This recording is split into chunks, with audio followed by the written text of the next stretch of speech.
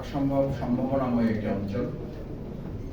আমাদের প্রিয় দক্ষিণ অঞ্চলের একেবারে সাগর বেষ্টিত এবং সাগর সংশ্লিষ্ট একটি জেলা। বিশেষ করে আমাদের কুয়াকাটা সৈকতের ঐতিহাসিক বিশ্ব মানচিত্রের যে গুরুত্বপূর্ণ অঞ্চল, সেই বরগুনা জেলার একটি গুরুত্বপূর্ণ ফোরাম, বরগুনা ফোরামের আয়োজনে আজকের এই সম্মানিত সভাপতি, বিশিষ্ট চিকিৎসক, আমাদের একান্ত শ্রদ্ধাভাজন অভিভাবক মুরব্বী জননেতা জনাব ডক্টর সুলতান আহমেদ, আজকের প্রোগ্রামের একটু পরেই আমাদের মাঝে উপস্থিত হবেন এই প্রোগ্রামের সম্মানিত প্রধান অতিথি, বাংলাদেশ জামাত ইসলামীর সংগ্রামী সহকারী সেক্রেটারি জেনারেল, আজকের এই প্রোগ্রামের সম্মানিত মধ্যাকর্ষণ আমাদের শ্রদ্ধাভাজন জননেতা জনাব অ্যাডভোকেট মোয়াজ্জেম হোসেন হেলাল, আজকের এই প্রোগ্রামের আমার একান্ত শ্রদ্ধাভাজন বরগুনা ফোরামের অন্যতম উপদেষ্টা, জেলা সংগঠনের সংগ্রামী আমির, বিশিষ্ট আলেমে দ্বীন জনাব মাওলানা মহিবুল্লাহ হারুন ভাই, ছাত্র সংগঠন ইসলামী ছাত্র শিবির বরগুনা জেলা সংগঠনের সংগ্রামী মেধাবী ছাত্র নেতা, প্রিয় সভাপতি ভাই সুমন আব্দুল্লাহ সহ আজকের এই প্রোগ্রামে অনেক গুরুত্বপূর্ণ সম্মানিত বিশেষ অতিথিবৃন্দ আছেন, সম্মানিত সুধী মণ্ডলী আছেন, বরগুনা ফোরামের শ্রদ্ধাভাজন এবং সম্মানিত ভাইয়েরা এখানে উপস্থিত আছেন। সকলকে অন্তরের অন্তঃস্থল থেকে আমি আপনাদের সংগ্রামী সালাম, শুভেচ্ছা, আসসালামু আলাইকুম ওয়া রাহমাতুল্লাহি ওয়া বারাকাতুহু। আলহামদুলিল্লাহ, আমরা এখানে সবাই সমবেত হতে পেরেছি আজকে এই পবিত্র জুমাবার। আমাদের প্রত্যেকেরই একটা লক্ষ্য, একটা উদ্দেশ্য নিয়ে আমরা এখানে উপস্থিত হই। আমাদের দুটো গুরুত্বপূর্ণ উদ্দেশ্য থাকে। একটা উদ্দেশ্য হচ্ছে সমস্ত কার্যক্রমকে ইবাদত মনে করে আল্লাহ সন্তুষ্টি অর্জন। আরেকটি হচ্ছে আল্লাহ তাআলা এই পৃথিবীতে আমাদেরকে পাঠিয়েছেন দুনিয়ার কল্যাণ সাধন করে মানুষের কল্যাণে আমাদেরকে নিবেদিত হওয়া।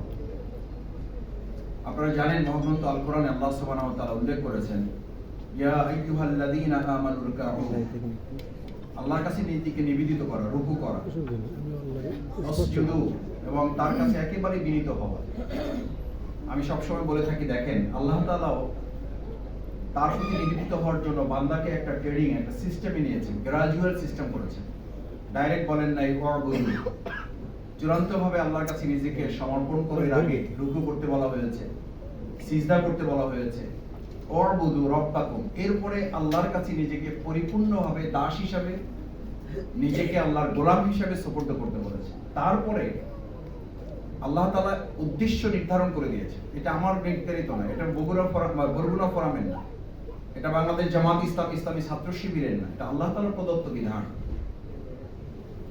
যে ইমানদারদের দায়িত্ব হচ্ছে এরকাউ ওয়াসজুদু ওয়াবুদু রাব্বাকুম ওয়াফআলুল খায়র। এরপর আপনি দুনিয়ার কল্যাণ করেন। আপনি নিজেকে তৈরি না করে আপনি দুনিয়ার কল্যাণে নিজেকে নিবেদিত করতে পারবেন না। আজকে যত পৃথিবী, বাংলাদেশের সবচেয়ে এখন মুখরোচক স্লোগান হচ্ছে সংস্কার চলছে, সবাই সহযোগিতা করুন, মেরামত চলছে, সহযোগিতা করুন। রাষ্ট্র মেরামত, রাষ্ট্র সংস্কারের কথা যারা বলেন, আজকে বরগুনা ফোরামের সবচেয়ে বড় স্লোগান হওয়া উচিত, আমাদের সমাজে, রাষ্ট্রের প্রত্যেকটা ইঞ্চি মাটি সংস্কার করতে হলে ব্যক্তি সংস্কার দিয়ে শুরু না করলে এই ইঞ্চি মাটি সংস্কার হবে না। স্বাধীনতা উত্তর 53 বছর তো আমাদের দেখার সুযোগ হয়েছে। এই 53 বছরে আমরা কি দেখেছি? যারা রাষ্ট্র সংস্কারের কথা বলেছে, সমাজ সংস্কারের কথা বলেছে, আমাদের এই প্রিয় মাতৃভূমি বাংলাদেশ সংস্কারের কথা বলেছে, এই বাংলাদেশকে সোনার বাংলা করতে চেয়েছে, কিন্তু সোনার বাংলা করতে চেয়ে এটাকে তো তারা চোরের খনিতে পরিণত করেছে। কারণ তাদের কাছে তো চোর ছাড়া কিছু নাই। কারণ তারা নিজেরাই নিজেদের কথা বলেছে যে আমার 7.5 কোটি কম্বলের মধ্যে তো আমারটাই পেলাম না, আমার চোরের দলেরা সেটাও মেরে খেয়েছে। সেই চোরের দলের কাছ থেকে আপনি কি করে সোনার বাংলা পাবেন? সুতরাং বরগুনা ফোরামের গুরুত্বপূর্ণ উদ্দেশ্য হচ্ছে আমরা আমাদের প্রিয় মাতৃভূমি বাংলাদেশকে সোনার বাংলা করতে গিয়ে আপনি আগেই সোনার বরগুনা তৈরি করতে পারবেন না। সোনার বরগুনা তৈরি করতে হলে প্রিয় নবী মুহাম্মদুর রাসূলুল্লাহ সাল্লাল্লাহু আলাইহি সাল্লামের নীতি আদর্শ মেনে আগে নিজেকে সোনার মানুষে পরিণত করতে হবে। তারপরে সেখান থেকে সংস্কার করলে আপনি বরগুনা ফোরাম সংস্কার করতে পারবেন, সেখান থেকে প্রিয় মাতৃভূমি বাংলাদেশকে সোনার বাংলায় পরিণত করতে পারবেন। অফআলুল খায়র, কল্যাণে, মানুষের কল্যাণে কাজ করা।